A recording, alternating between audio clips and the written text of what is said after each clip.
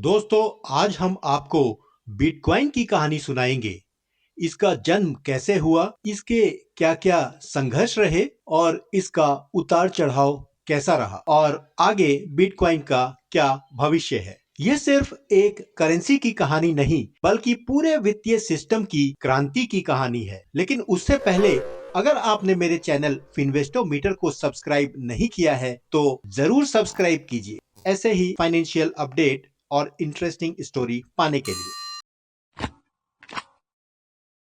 साल था 2008। दुनिया एक बड़े आर्थिक संकट से गुजर रही थी। बड़े बड़े बैंक डूब रहे थे, बड़े इंस्टीट्यूशंस फेल हो रहे थे, लोग अपनी सेविंग्स खो रहे थे और सरकारें अरबों और खरबों डॉलर छापकर सिस्टम को बचाने की कोशिश कर रही थी। इसी दौरान एक रहस्यमय व्यक्ति जिसने पूरी वित्तीय सिस्टम को बदल दिया, जिसे हम आज भी सिर्फ नाम से जानते हैं, नाम था सातोशी नाकामोटो। किसी ने उन्हें देखा नहीं, कोई नहीं जानता वे इंसान थे या किसी व्यक्ति का समूह जिसने पूरी वित्तीय दुनिया को बदल दिया। 2008 में उन्होंने लिखी बिटकॉइन की कहानी और 2009 में बनाया पहला जेनेसिस ब्लॉक। सातोशी नाकामोटो को बिटकॉइन का आविष्कारक माना जाता है। उन्होंने ही 2008 में व्हाइट पेपर प्रकाशित किया। उस व्हाइट पेपर का नाम था Bitcoin, a peer to peer electronic cash system, यानी एक ऐसा डिजिटल पैसा जो सीधे एक इंसान से दूसरे इंसान को ट्रांसफर हो सके बिना बैंक या सरकार के इंटरवेंशन से। सतोशी ने एक नया कॉन्सेप्ट पेश किया, ब्लॉकचेन, एक ऐसी तकनीक जहां हर ट्रांजैक्शन को पब्लिक लेजर में रिकॉर्ड किया जाता है और कोई उसे बदल नहीं सकता। दोस्तों, बिटकॉइन लॉन्च हुआ 3 जनवरी 2009 को। सतोशी ने पहला ब्लॉकचेन माइन किया, जिसे जेनेसिस ब्लॉक कहा जाता है। शुरुआती दिनों में बिटकॉइन का कोई खरीदार नहीं था। लोग इसे बस एक टेक्नोलॉजी एक्सपेरिमेंट मानते थे।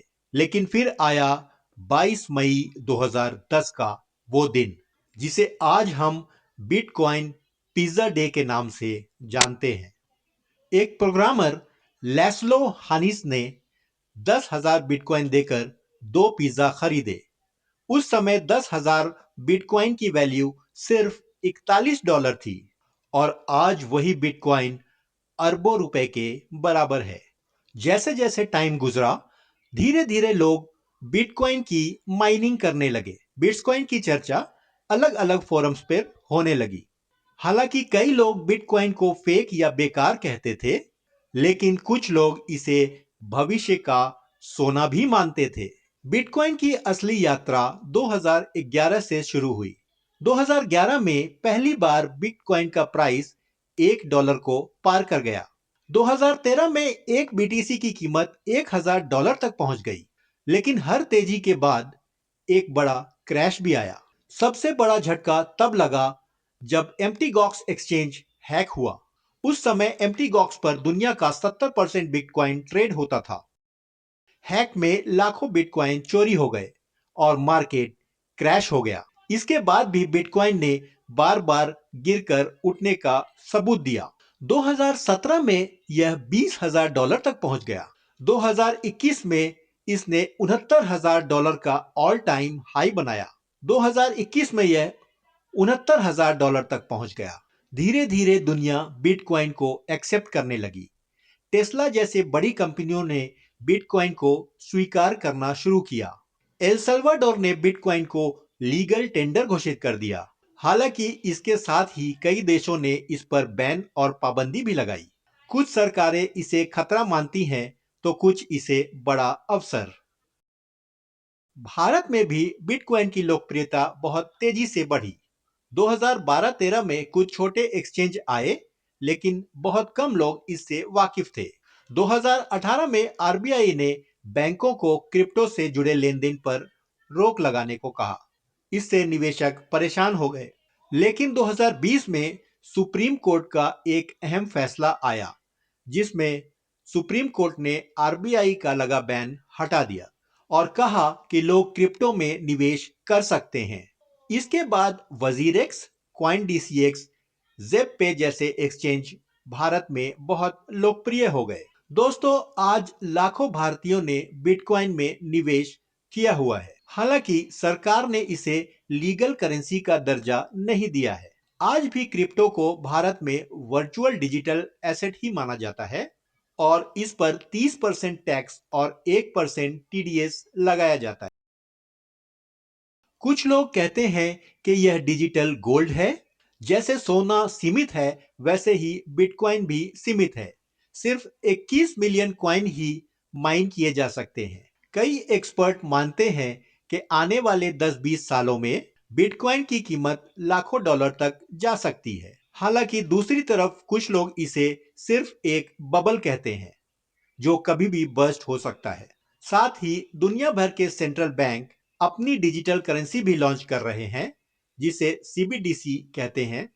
तो सवाल ये उठता है कि क्या भविष्य में लोग सीबीडीसी का इस्तेमाल करेंगे या फिर बिटकॉइन का? यह एक बड़ा सवाल आज भी बना हुआ है। लेकिन इतना तय है कि बिटकॉइन ने वित्तीय दुनिया में क्रांति ला दी है। दोस्तों, बिटकॉइन की कहानी हमें यह सिखाती है कि हर बड़ी इनोवेशन की शुरुआत छोटे और विवादित रूप में होती है, जहां मौका भी है और अवसर भी। बिटकॉइन में निवेश एक बहुत बड़ा रिस्क है, लेकिन बहुत बड़ा रिवॉर्ड भी हो सकता है। अगर आप बिटकॉइन में निवेश करने के बारे में सोच रहे हैं, तो यह समझ लें, यह बहुत ही वोलेटाइल एसेट है। इसलिए सोच समझकर लिमिटेड अमाउंट में और लंबी अवधि की सोच से ही निवेश करें। दोस्तों, इस चैनल पर दी गई जानकारी कोई इन्वेस्टमेंट एडवाइस नहीं है, बल्कि यह सिर्फ शिक्षा और जानकारी के उद्देश्य से बनाया गया है। तो कोई भी फैसला लेने से पहले अपने फाइनेंशियल एडवाइजर से जरूर सलाह ले लें। और अगर वीडियो में दी गई जानकारी आपको पसंद आई, तो आप मेरे चैनल फिनवेस्टोमीटर को जरूर सब्सक्राइब करें, क्योंकि मैं ऐसे ही विषयों पे वीडियो लाता रहता हूं। तो उम्मीद है आज का यह वीडियो आपको पसंद आया होगा। मिलते हैं अगले वीडियो में, तब तक के लिए बाय बाय।